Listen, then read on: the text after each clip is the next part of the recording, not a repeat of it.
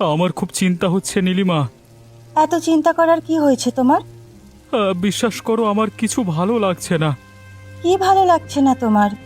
এমনিতে সংসারের অবস্থা খারাপ, তার উপরে বর্ষার জন্য চাষের জমি ডুবে গিয়ে সব ধান খারাপ হয়ে গেছে। এবারে এত টাকা চাষের মধ্যে ডুবে গেলে উল্টে কিছু ফল পেলাম না, কিভাবে যে সংসার চালাবো কিছু বুঝতে পারছি না। তোমার কি মনে হয় চিন্তা করলেই সব ঠিক হয়ে যাবে? কিন্তু তাও তো চিন্তাটাকে কিছুতেই দূর করতে পারছি না। আমার উপর একটু ভরসা রাখো, দেখো আমরা দুজনে মিলে কিছু একটা ব্যবস্থা করে নেব। কি যে ব্যবস্থা করব সেটাই তো মাথায় আসছে না। মাথায় আসছে না বলেই যে হার মেনে নেব, চিন্তা করে শরীর খারাপ করবে, এটাও তো ঠিক নয়। তোমাকে শুধুই আমি কষ্ট দিলাম সারা জীবন গো।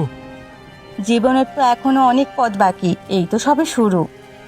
তুমি ভরসা দিচ্ছ সেটুকুই আমি ভরসা পাচ্ছি, কিন্তু কতটা যে কি করতে পারবো সেটা জানি না।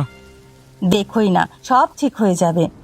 তবু আমি চেষ্টা করব কিছু একটা করবার। কথায় আছে না, যতক্ষণ শ্বাস ততক্ষণ আশ। তুমি যখন আমার পাশে আছো তখন আমি হেরে যাব না, লড়াই করে যাব গো। এই লড়াই করে যাওয়াটাই আসল কথা, লড়াই আমাদের করে যেতেই হবে।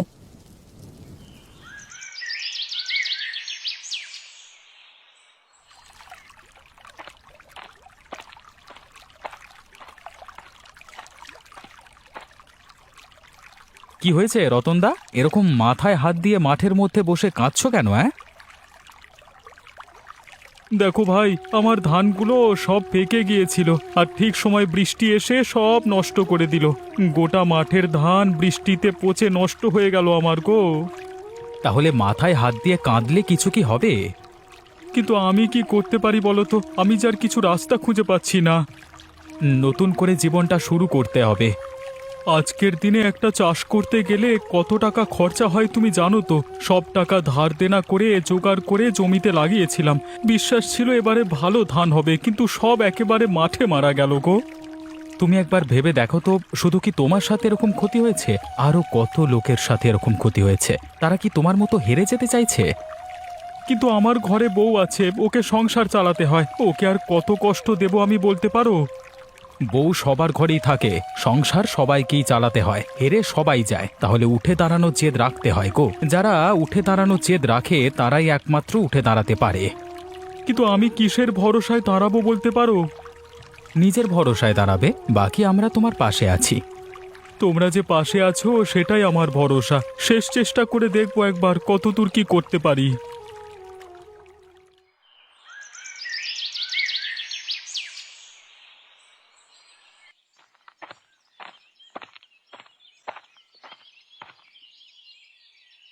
বুড়িমা, তোমার কাছে একটা সাহায্যের জন্য এলাম। কি সাহায্য বলতো? কিছু হয়েছে নাকি? জানোই তো আমাদের অভাবের সংসারের কথা, তার মধ্যে আবার জমির সব ধান বর্ষায় পচে গিয়ে একেবারে ভিখারির অবস্থা হয়েছে আমাদের। একটা যদি আমি কিছু করতে না পারি তাহলে রতনের মুখের দিকে আর তাকানো যাচ্ছে না। কি করতে চাস তুই? সেই বুদ্ধি নেওয়ার জন্যই তো তোমার কাছে এলাম। দেখ, তুই ভালো খাবারের দোকান দিতে পারিস, কারণ তুই ভালো রান্না করিস। কিন্তু আমাদের দোকান থেকে লোক কেন খাবার কিনতে যাবে বলো তো? কিনবে, কারণ তুই যেটা রান্না করবি সেটা এই গ্রামে আর কোথাও পাওয়া যায় না।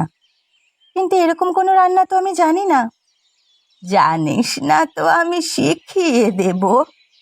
তুমি জানো এরকম কোনো বিশেষ রান্না? হ্যাঁ জানি, আমি মাংসের পিঠা বানাতে পারি।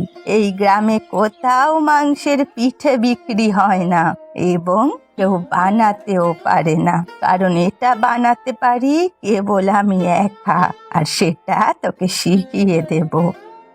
ঠিক আছে, আমি তাহলে মানুষের জন্য পিঠা বানাবো, তবে তোমার কাছ থেকেই শিখতে আসবো। কবে আসবো তুমি বলো? তুই কাল থেকেই শিখতে আসিস, কোনো অসুবিধা নেই।